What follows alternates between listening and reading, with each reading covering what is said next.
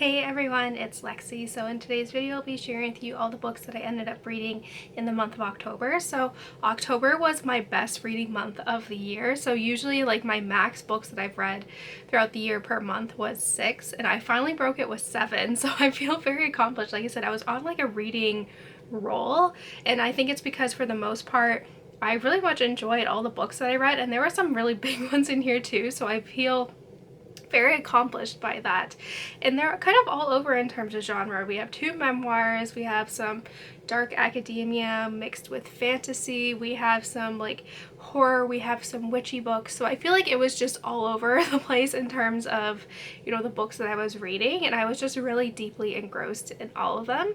So yeah, without further ado, let's get started. So starting up, we first have The Bullet That Missed by Richard Osman, and this is the 3rd book in the Thursday Murder Club series, and this one follows a cold case. So there was this woman who 10 years ago was on the news, and she mysteriously disappeared when she was investigating this big corporate corruption fraud case. And so while she was collecting all these things, she was kind of a target for a lot of, you know, obviously the people who are involved in this crime were looking to get her out.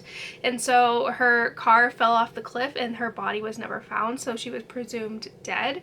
And so the Thursday Murder Club kind of somehow gets involved with this cold case, and it goes off from there. This one I gave a 4 out of 5 stars. I really love this series. I think it is something so unique and different, and it's definitely worth the hype that it does get.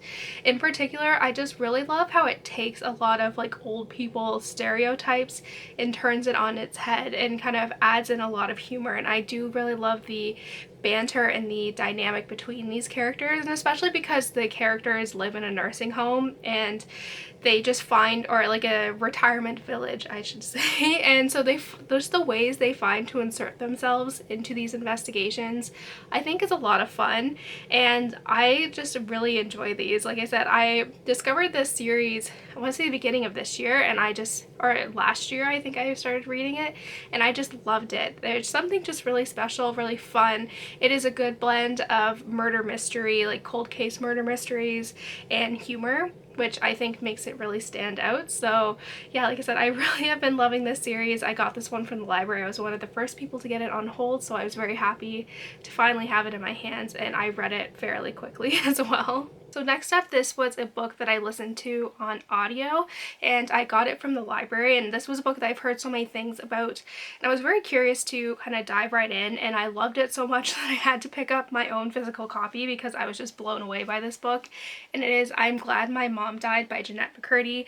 I'm sure many of you already know about this book, but it is her memoir of her kind of abusive mother and the kind of buildup of how her mom kind of forced her into this acting career, and then all of the problems that came about because of that, and her mom like kind of forced on her. And so there's a lot of trigger warnings for eating disorders, domestic violence, domestic abuse, sexual assault, like all these things, and it is very graphic.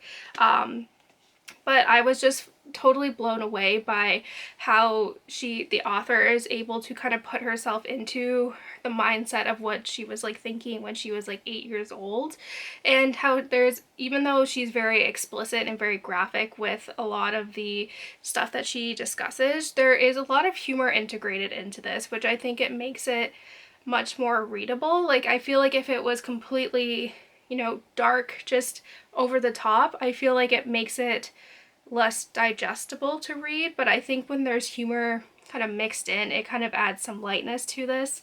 But like I said, I was blown away by this book. Me and my sister and like my brother were Disney, like Family Channel, like viewers, I guess, as children. So like we never watched Nickelodeon, but like we knew of iCarly and this actress in particular. So it was very interesting kind of hearing her story, and I think this book is just well written, and I think all the praise that it's getting, I think it's very well deserved. It is incredibly well written. It's very difficult to read, but I think it's a very important read because of that. And yeah, it was just, it was just very difficult to read, but I think it's one that everyone needs to read. My sister has read this too, and then my mom's currently reading it right now. And I think they're both social workers, so from looking from it from a social worker point of view is also interesting, some of their discussions to it. So I think it's fun too that I have like my sister and my mom to talk about this book, because like I said, I was blown away and I had to get a copy for myself, because this is a book that I think it's very impactful and it's very important to read. So obviously I gave this one a 5 out of 5 stars. Next up, we have another library book, and this is The Winners by Fredrik Backman, and this is the third and final book to the Beartown trilogy, I guess you can say. And because this is a trilogy, I don't want to spoil anything about what this book is about in particular, so I'll just do a general synopsis of the series. But it takes place in this small town in Sweden where the pride and glory of this town is its junior hockey team. So when the junior team finally is making it and they're winning and they're going to be competing in the championships, a couple days before that, the star player ends up raping the general manager's daughter, and it leaves the town divided. And this book, again, is something that has a very dark subject matter, but I felt like it was handled in a very good way. It raises a lot of discussions about victim blaming and rape culture and kind of the pedestal that athletes are put on, where they can kind of do anything and they don't really have, you know, any responsibility for their actions. And I think it's really important. So for this one, I cried at the end. This book was massive too. Like, I went to go pick it up from the library and it was like this big, and it was over 600 pages, which I do think part of it could have been condensed a little bit, but I think how the author is able to tie in all these webs that he creates with characters that seem to be seemingly unrelated. He creates kind of these webs that become interconnected between these characters, where one person does one thing that seems completely isolated, but it has like repercussion effects. Like, I really love seeing that. And like I said, I cried with this one, even though we know what is going to happen, because the narration in previous books tells us this. It's still like, I was still not mentally prepared for it. It's just beautifully written, and I've never really read a series like this. And I think, again, with the writing style and the narration style, it's very much, I want to say it's like almost like told from the town itself, like where it's kind of all knowing and it kind of knows what's going to happen. And I remember there were like snippets or like paragraphs that were in this book that were like in previous books, but are like you get more information throughout each book, which I really enjoyed. This one I gave a 4 to 5 stars. I definitely, once this gets out on paperback, I do want to get my own copy so I have the full collection, but I definitely think this series is very important, and I think it ended on a really great note. So next, kind of continuing on with a kind of spooky, witchy Halloween theme, I first read Mexican Gothic by Silvia Moreno-Garcia. My boyfriend read this book over the summer and he really liked it, and this is one that I feel like is very popular on BookTube and BookTok, and I think it's well deserved. It follows this girl who gets frantic letters from her cousin who just married into this kind of white family in Mexico, and so she's talking about random things like the walls are alive, like all this stuff. It just seems like something's off. So the main character, Naomi, goes to visit her cousin at their kind of estate, and there's like these weird things going on where the house seems to be haunted. Like I said, there's blood seeping from, you know, the walls. There's all this stuff going on, and she's trying to figure out what is like essentially going on. And this is definitely a slow burn of a book, I will say, because I remember talking to my boyfriend about it. He says once like for the first, I want to say like 90, 100 pages or so, it's very much kind of building up the atmosphere and kind of creating, like making the reader on edge, knowing that there's something off, like there's something, you know, weird about this house and eerie, but you don't necessarily know what's going on. But it just builds to this amazing climax where it just explodes. Like, basically there's so much stuff going on. My heart was racing towards the end. Like, I was just so invested, and then trying to figure out with the main character, like the mystery behind everything. Like, why is this house and these people the way that they are? And I really enjoyed it. It was something different than what I normally read, but it was, a lot of fun. Like I said, I've never really read anything like this, and I gave it a 4 to 5 stars. I'm not really big into horror. I felt like this one, it does get pretty graphic, but it wasn't enough where I felt queasy or anything. But yeah, I just, like I said, I really enjoyed this, and I flew through this one as well, so I can definitely see why this book gets a lot of hype, and I definitely want to check out more of this author's work in the future. I thought it was really, really interesting and something different too. I stepped outside my comfort zone, and like I said, I really enjoyed it. Next up, this is a book that I just wanted to read because of Halloween, and it just like had some witchy vibes, and is The Nature of Witches by Rachel Griffin. And this follows a girl named Clara who is an ever witch. So her magic is tied to every season. And the way this world is set up in terms of the witches is that whatever season the witches are in, if they are like a winter witch, they only really can use their magic during winter, or if you're like a summer witch, you can only use your magic during summer. So but Clara is special because she can do magic every single season, and that makes her very valuable. So this is a world where climate change has really kind of been destroying the, earth, and so the witches are the ones that are kind of forced to kind of control these like unnatural, like extreme weather. But because the eco and climate environment is so out of whack, there's like weather conditions that are, it's going to be like, massive heat waves during winter or bitter cold during summer. And so obviously the witches that are in season for their magic can't really control out of season weather or uncharacteristic weather, and so that's why Clara is so valuable. But she's very much scared to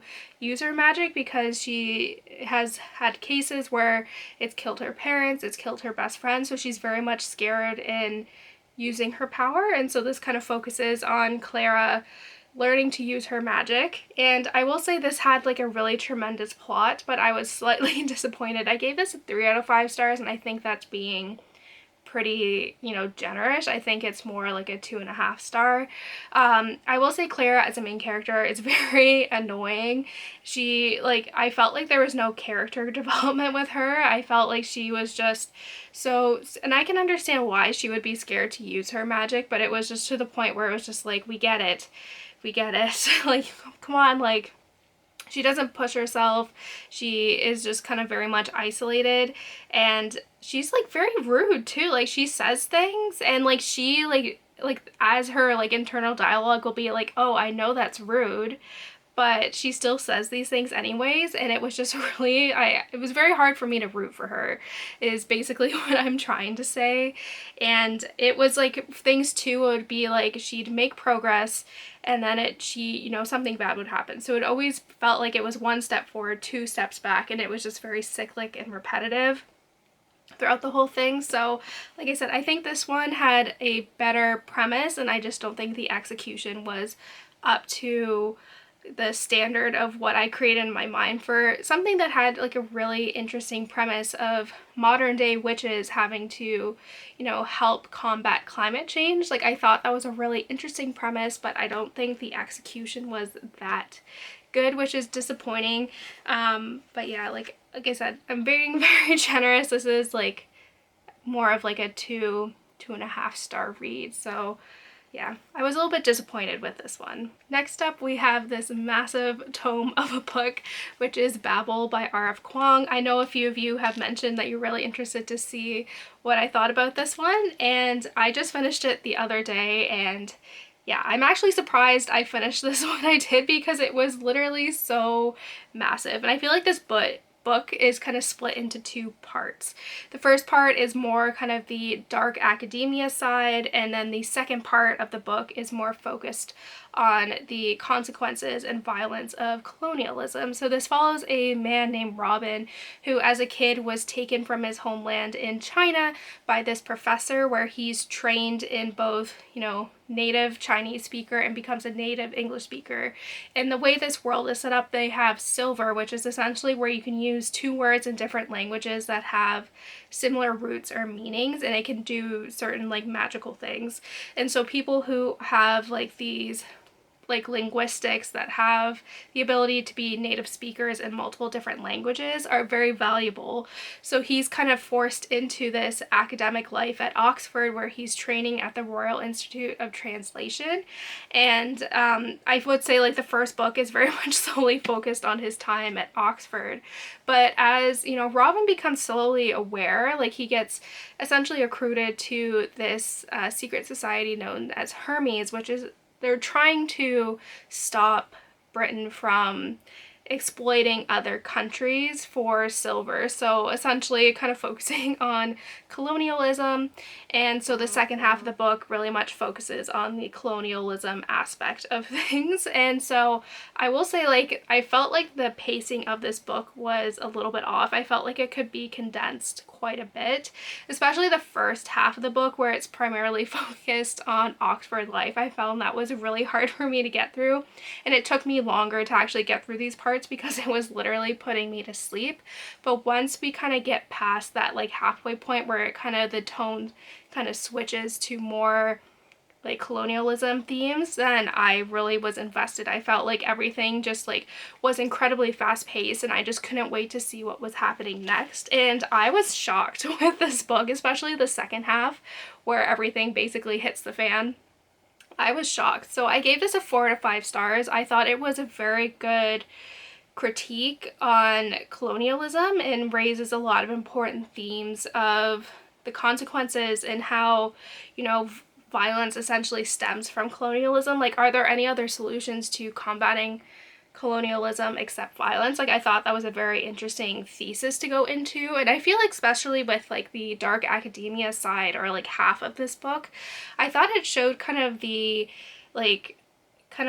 toxicity of that world and kind of forcing yourself to these, you know, extremes of basically like putting yourself on wit's end studying. And like I felt like it showed like the toxicity and the hyper competitiveness of like peers within that setting, and I thought that was a really good critique as well.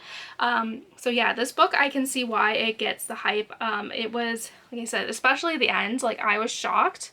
It was really, really good.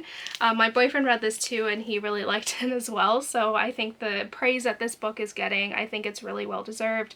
I think it raises a lot of important like topics of theme.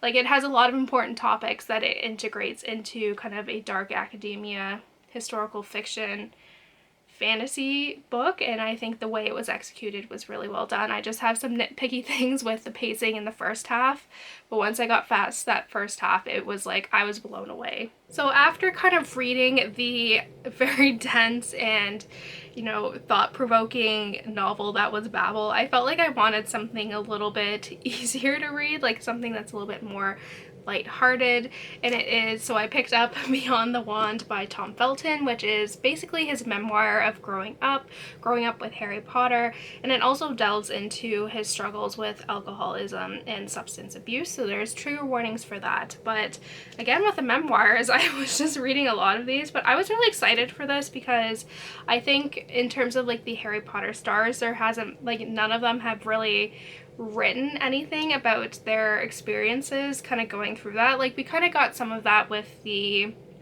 reunion that they did last year, but it doesn't really delve into the darker sides of childhood fame.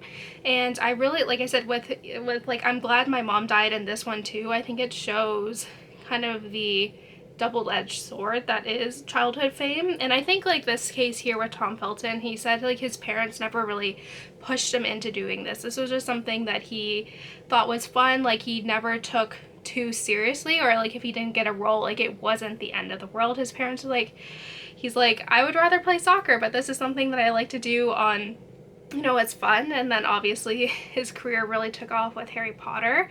So I think it's really interesting to see that, and how child actors in this case were kind of forced to be adults and kind of have that kind of responsibility of working at such a young age. And I think it's a really interesting, you know, view into that world and like that lifestyle, and how you don't really, he kind of talks about how his parents really wanted him to have a normal like childhood, so he still went to regular school, he did, you know, sports, but he never really had what a true childhood experience was, because he did have like that grown-up, he was expected to be kind of like a grown-up as a kid, like on set. So he's mentioned how at school he was introduced to the new principal, and he like, you know, was like, oh, pleasure to meet you, like, and shook his hand, and he said like the, you know, the principal kind of looked at him like, you know, that's, and he realized like maybe normal kids my age wouldn't be kind of acting like that. And I thought that was very interesting. And I did love all of the little Harry Potter behind the scenes stuff as well. Like, I think if you're a Harry Potter fan, I think you will really like that. And I really liked too how he got really kind of, you know, honest with his struggles with alcohol abuse. And I think it's really, you know, interesting to kind of see people talk about these things. I think when we think of celebrities, we always think of like the glamorous, you know, lifestyles that we have, but we don't necessarily think of like the darker aspects of fame. And I like how he doesn't shy away from it. He's very honest with his readers, and he mentioned how hard it was for him to kind of look back at this time and the struggles that he still has now with substance abuse, which I thought was really interesting, and how it took him a while to realize that he actually had a problem, and how you have to get to rock bottom to really get to that. So I really liked the honesty of this. I wish my library had the audiobook version of this, because I've looked at some of the Goodreads reviews, and they said it was really good, but I think maybe in a couple of years, if I forget the stuff in this one, I would listen to the audiobook. But like I said, I did read this. It isn't too long. The font is quite big as well, so it doesn't take too long to read. But this one I gave it a 4 out of 5 stars. Like I said, I really enjoyed it. It wasn't to the extent of I'm glad my mom died, and luckily, hopefully there aren't that many stories like that, but I'm sure there is in childhood fame. But yeah, this one I thought was really interesting, especially for an actor that I've kind of seen grow up on, you know, in movies. I think it's very interesting to kind of get, you know, their inside perspective of things. So that's it, guys. I hope you enjoyed this video. Let me know in the comments below what books you've read this month and all of that fun stuff. So yeah, thank you guys so much for watching. Don't forget to give this video a thumbs up, and I'll see you guys next time. Bye, guys.